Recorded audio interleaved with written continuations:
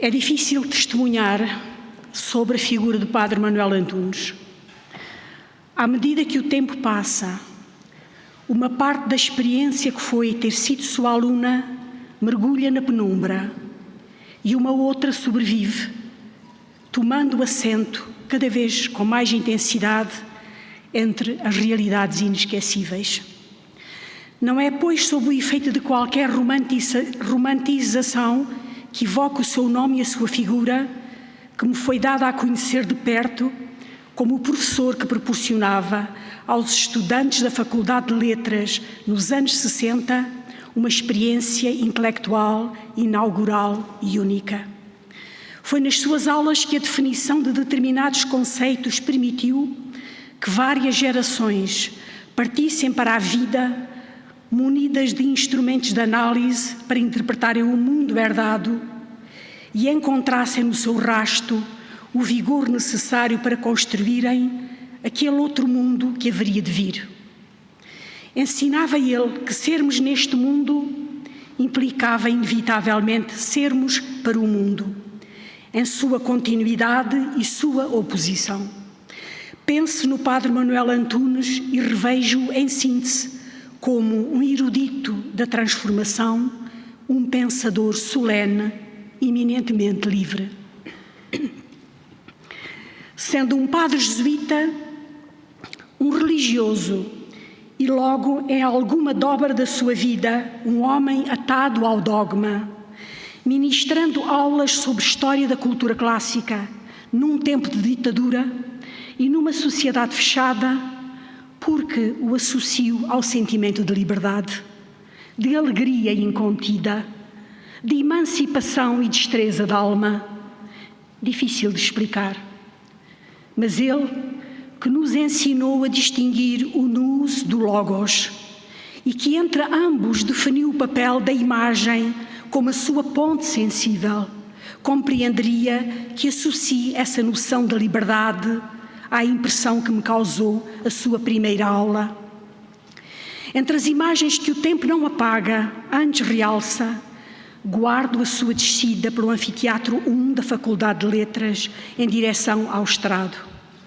Era um homem franzino, vestido de preto, apressado, sapatos maiores do que o pé, a pasta tão grande que batia na bainha da roupa comprida, o ar frágil de quem desprezou o corpo em função de uma outra valência. Naquele final de outubro, aquele grande espaço encontrava-se repleto de alunos. Então alguém disse: demorou 10 anos a estudar a Odisseia. Alguém disse: ele gosta do Teilhard de Chardin. Alguém acrescentou: chamam-lhe o ovo cósmico. Entretanto, ele tinha subido ao estrado e a sua pasta, os seus sapatos, o seu modesto fato preto desapareceram para em seu lugar ficar só a sua voz. Seria sempre a sua voz que haveria de ficar. Lembro de nos termos debruçado para cadernos onde tentávamos tomar apontamentos. Revezávamos-nos. Era impossível seguir o seu raciocínio e tomar apontamentos. Era bom apenas ficar a ouvi-lo. Depois eu compreenderia, ainda que na altura não dispusesse das palavras certas, que o religioso que tínhamos na nossa frente se ocupava de um discurso radicalmente laico, mas que ao respeitar a tentativa de discernir as raízes dos vários pensamentos, o fazia com tanto respeito e empenho que o seu processo de exposição se tornava litúrgico. Num contexto que à distância não sei precisar, explicava ele que o ser deveria ser definido como um espaço de transcendência, que só se atingiria graças ao exercício da liberdade. E definia o conceito de liberdade como a possibilidade existencial de tudo contestar. De certa forma, o Padre Manuel Antunes, que regia as aulas teóricas de História da Cultura Clássica, cujo centro galvanizador parecia ser a comparação entre o gênio grego e o gênio romano, não se limitava a definir conceitos relacionados com os tempos históricos a que se reportava essa matéria. Visitava essas culturas com os olhares interpretativos modernos e, na pegada dessas perspectivas, as suas aulas sobre cultura clássica transformavam-se em aulas de cultura contemporânea. História, símbolo, alegoria, mística, religião, raça, gênio, tradição, cultura, arquétipo, líbido, sujeito, cosmos, eram apresentados como conceitos abertos a múltiplas interpretações e olhares, o que permitia leques de opção plurais. Mas a noção de mito talvez tenha sido a palavra que surgia com mais recorrência no seu discurso. A geminação de mitos com logos e a noção da sua permanência conjunta como elemento constitutivo da humanidade, elemento que torna visível o espaço do invisível, levava o padre Manuel Antunes a recorrer permanentemente a esse conceito. Mito é toda a narrativa que tende para a transcendência, dizia. Mito é uma história extraordinária que conta o divino, dizia outras vezes. Citava os poetas gregos em grego, os latinos em latim, os alemães em alemão. Sabia demais, nós sabíamos de menos. Mas acho que entre o professor e alunos entendíamos-nos. Nunca assisti a desinteligências por esse tremendo desnível. Havia naquele professor um tal entusiasmo pelo conhecimento que se estabelecia entre todos uma aliança tácita, fundada no respeito pelo saber. Ainda em relação a esse mesmo conceito, lembro-me que falava de Aristóteles como o positivista que reconhecia o mito enquanto fonte de maravilha e de surpresa, matéria-prima por excelência do inquiridor do saber, já que a filosofia teria a sua origem no movimento do espanto e da admiração. Ora, esse era precisamente o sentimento que o padre Manuel Antunes transportava para as aulas, um sentimento de energia admirativa que de si irradiava, transmitindo aos alunos. Ele não só nos fornecia o alfabeto primário dos conceitos, que nos permitia criarmos a nossa linguagem autónoma, capaz de, a partir dos seus signos, lermos e escrevermos o nosso mundo, como nos contaminava com o entusiasmo pela vocação de discernir até onde é possível a nossa compreensão alcançar. Assim se compreendia que o professor se empenhasse em citar Platão com tanto fervor quanto Santo Agostinho, Hegel, Marx e Engels. No ato expositivo, parecia respeitar tanto o neoplatonismo quanto o idealismo dialético e o socialismo científico. Diante de nós, seus alunos, não parecia empenhado em eleger um pensamento correto. Antes tomava todos os sistemas como dignos e a todos interpretava como tentativas de se atingir realidades impalpáveis, inacessíveis à compreensão dos homens, mas cujos caminhos estreitos, abertos por cada um deles, tecia uma parte dos alicerces da nossa humanidade balbuciante. Talvez eu não o tivesse visto assim na altura, preocupada em tomar conta de uma matéria que me submergia na sua variedade e magnitude. Penso, no entanto, que o pressentia, e tanto assim era que guardei, ao longo dos anos, a memória desse sentimento, da busca de uma totalidade através de múltiplas portas, como sendo a sua marca libertadora. Corria então o ano de 65. A Academia Portuguesa enfrentava, com pequenas pedras de David, o gigante tentacular que nos espiava por toda a parte. Por essa altura, por contraste, aprendíamos nas aulas de História da Cultura Clássica como tinha surgido o conceito de democracia. Na exposição do padre Manuel Antunes surgia a oposição entre Esparta e Atenas, protótipos do Estado totalitário e do Estado democrático. Mas o nosso professor não se ficava pela comparação dos dois tipos de governança do mundo antigo.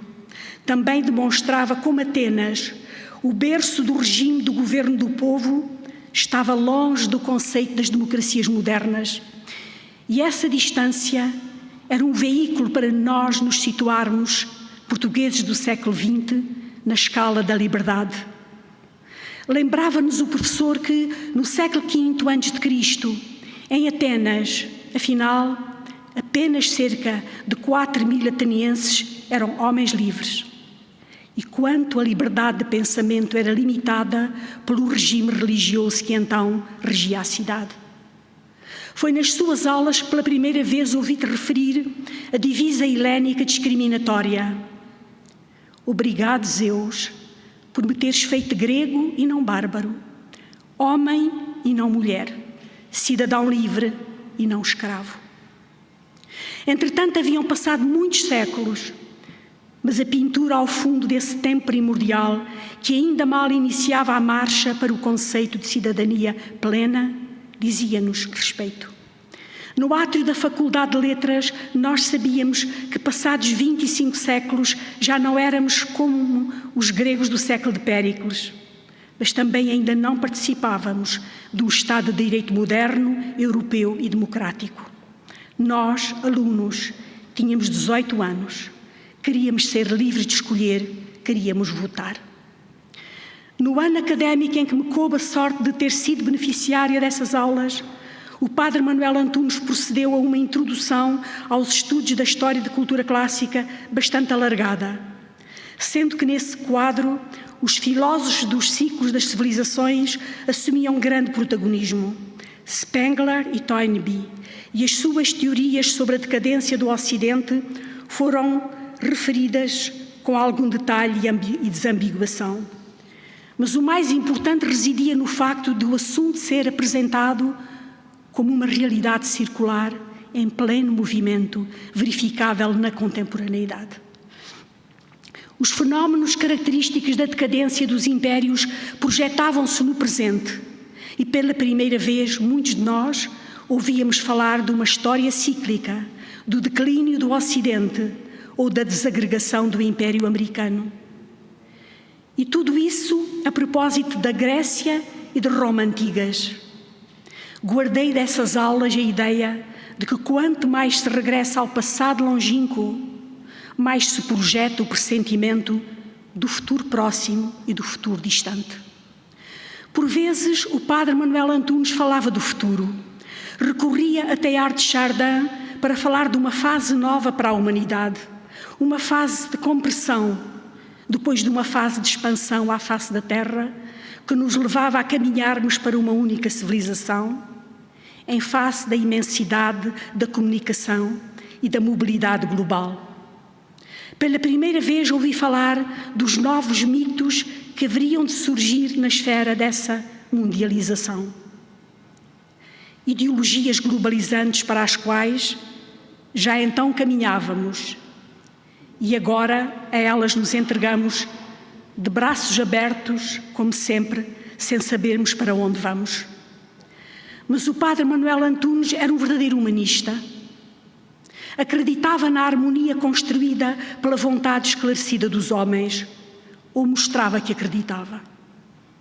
Segundo expunha, as ideologias globalizantes que já então marchavam a passo largo na nossa direção seriam temperadas no futuro pela consciência individual reflexiva e o instinto da solidariedade uniria os homens, agremiando-os nas suas diferenças salvadoras.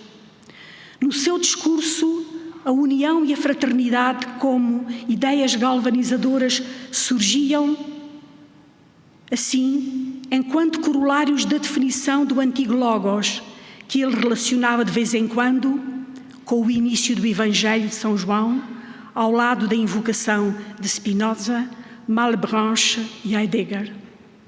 Segundo o padre Manuel Antunes, o homem do futuro, o esperançoso, teria de ser um homem sábio. Por isso, a associação que fazia entre o pensamento naturalista próprio dos filósofos pré-socráticos e as teorias da física pós-clássica obrigava-nos a sair do aconchego do mundo organizado tal como surgia em evidência. Sobre o tempo e a relatividade, invocava Zenão, como se fosse um moderno, e fazia-o por via da poesia.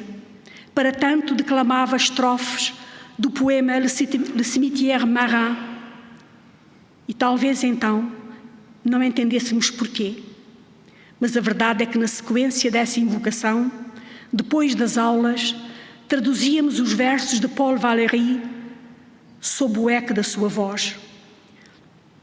Zenão, cruel Zenão, Zenão de Ileia, atinge-me com a tua flecha alada, que vibra, voa e que não voa nada. O sol me faz nascer e a tua flecha mata-me. Ah, o sol, que sombra de tartaruga para a alma, Aquiles, imóvel na sua passada larga. Traduzíamos, mas não lhe mostrávamos o exercício. Não o fazíamos para isso. Como manter então os olhos presos do caderno de apontamentos? Tomávamos à vez de empreitada, reuníamos passagens, comparávamos, a custo reconstituíamos as aulas.